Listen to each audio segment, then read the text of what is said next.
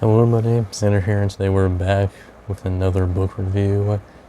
If you saw my post that I posted, I had gotten a cold last week, and I am now getting better from it. So now we can get back to video making. So here's the first book for September. I know it's October, but we're getting through September still with The Queen of the Damned by Anne Rice. Like I said in the TBR short, this is an audiobook version. I have covered many audiobook versions of books in the past, specifically Anne Rice's Vampire Chronicles, like Interview with a Vampire and The Vampire Lestat.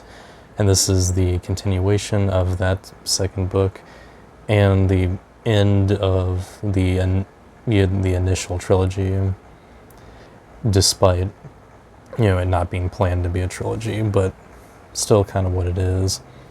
I think this was published in the early 80s and continues right after the cliffhanger of The Vampire Lestat, where Lestat, now a rock star in the eyes of the human people, has been kidnapped by the Queen of the Damned, Akasha, after she slipped into his coffin and took him away. And in this book, not only do we continue off that, we also get to see the perspectives of several characters, both familiar and not familiar to the series at this point. This book already does something interesting. Lestat, of course, talks to us in the prologue, mentioning that he has used his psychic vampire powers to read the minds of all of these characters and get an accurate sort of statement from them, almost, to get their stories. So it is technically a first-person book, but it also injects some third-person knowledge here and there from Lestat's perspective, but the stories and thoughts of these other characters, if that made sense what I just said. So yeah, we get perspectives such as a young vampire biker girl who is on her way to Lestat's show until she bursts into flames, going off of the last book where some vampires were bursting into flames, and that's related to the Queen of the Damned herself. We also get a little story from the young man from the first book, Interview with a Vampire, how his life is going. He is now sort of the servant of Armand and is not having the best life. He's kind of tired of Armand and just sort of going around all over the world, just having to deal with him. Again, you got some other new characters other than the biker girl. You've also got the Queen of the Damned herself, though I guess I'm pretty sure she was mentioned in the last book, as well as the king, who I'm pretty sure is killed before he even has a chance to rise to. And then you've got two red-haired twins who are constantly mentioned at the beginning of the book that are related to the origin of vampires. So I haven't talked about some of the other characters, but already this book is very extensive.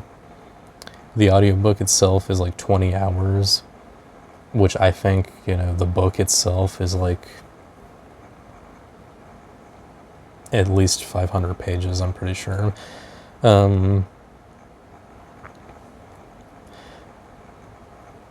I think what I have to say is it's interesting.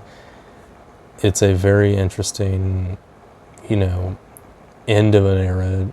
Again, it's not like this wasn't made to be a trilogy, but it became one. So you could say almost like how Star Wars was, or a bunch of other movie franchises. Sometimes they have the feeling of still being one big story, but still having that vibe of being made in different eras, and that's sort of what this is, but still very much a sequel. I'm trying to think of what to say other than what I have said in the past books, because it still has that very fancy prose to it. This is supposed to be the writings of a vampire for the most part. This book also includes in between chapters or sections, it includes poetry from Anne Rice's husband Stan, which was interesting,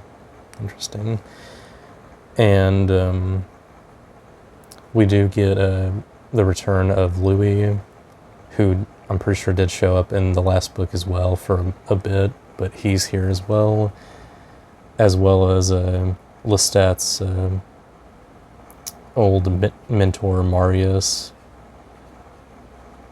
and a lot of other people that I've kind of forgotten, at least their names. It is quite a chunky book.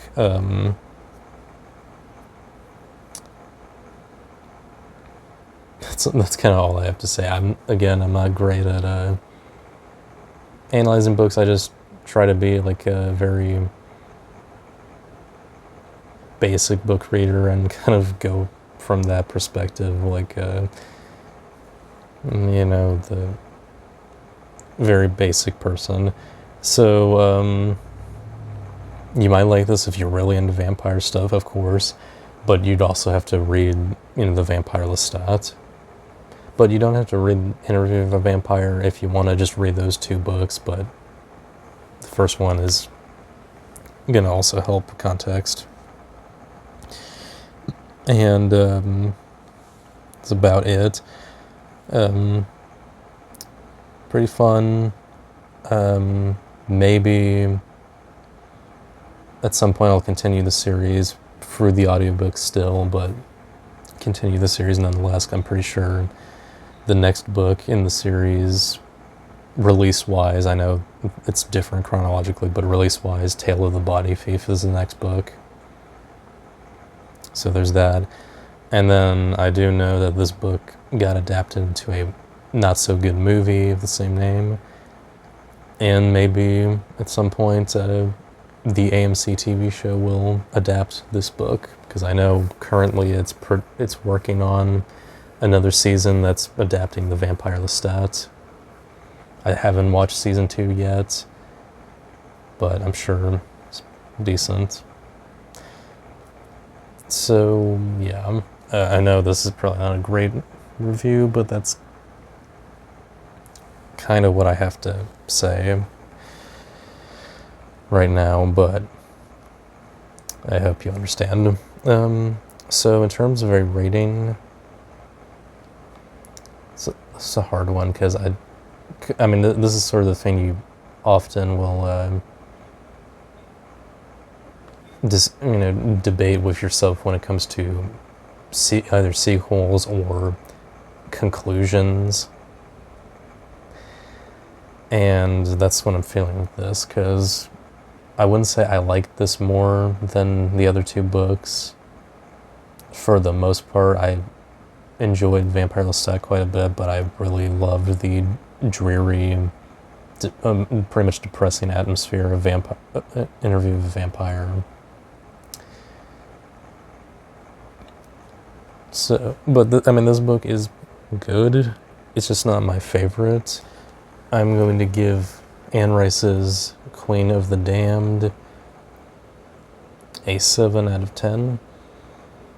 I think that's fair enough.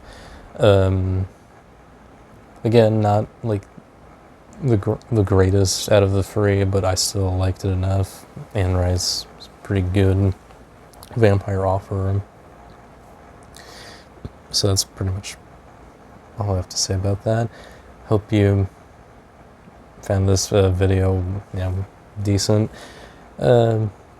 Maybe check out some of my better reviews where I have more to talk about. And it'd be very nice if you did subscribe and like this video. And again, maybe I'll check out some more Anne Rice stuff in the future. Until then, I'll see you guys next time. Take care.